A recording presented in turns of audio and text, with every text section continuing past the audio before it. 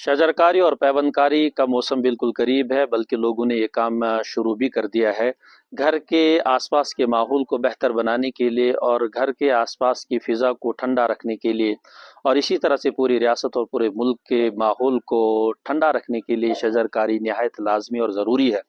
رسول اکرم صلی اللہ علیہ وسلم کا مبارک ارشاد ہے، ما من مسلم غرس غرسا فاکل منہ انسان او دابۃ الا کان لہ بہ صدقۃ۔ یہ صحیح بخاری کی روایت ہے۔ رسول اکرم صلی اللہ علیہ وسلم فرمایا، کوئی بھی درخت یا پودا لگائے اور پھر اس سے کوئی انسان یا جانور یا پرندہ یا چوپائے اس میں سے پھل کھائے، پتے کھائے، تو یہ اس کے لیے صدقہ جاریہ ہے۔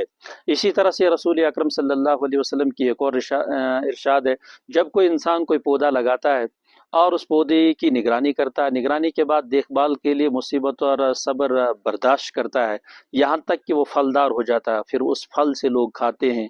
تو یہ پھل کھانے والے کے لیے، اسی طرح سے پودا لگانے والے کے لیے صدقہ شمار کیا جاتا ہے بارگاہ خداوندی میں۔ کل قیامت میں بھی لوگ اپنے صدقے کے سائے میں رہیں گے جب تک ان کا حساب و کتاب شروع نہ کیا جائے۔ رسول اکرم صلی اللہ علیہ وسلم نے اپنے مبارک زمانے میں، ان کے زمانے میں ببول اور بیری کے درخت لگائے جاتے تھے، اور رسول اکرم صلی اللہ علیہ وسلم نے ارشاد فرمایا کہ جو بلا وجہ بیری کے درخت کو کاٹے گا، اوندے منہ جہنم میں ڈال دیا جائے گا۔ تو رسول اکرم صلی اللہ علیہ وسلم کے زمانے میں بھی اور بعد کے زمانے میں بھی خاص طور پر سیدنا علی رضی اللہ تعالیٰ عنہ یہ ارشاد جاری کرتے تھے کمانڈروں کو، فوجوں کو، کہ بھوڑوں کو نہیں مارنا، بچوں کو نہیں مارنا، ندی نالوں کو خراب نہیں کرنا، اسی طرح سے درختوں کو نہیں کاٹنا۔ اس لیے یہ جو شجر کاری ہے بہت لازمی ہے، اس سے گلوبل وارمنگ کا اور ہیٹ سٹروک کا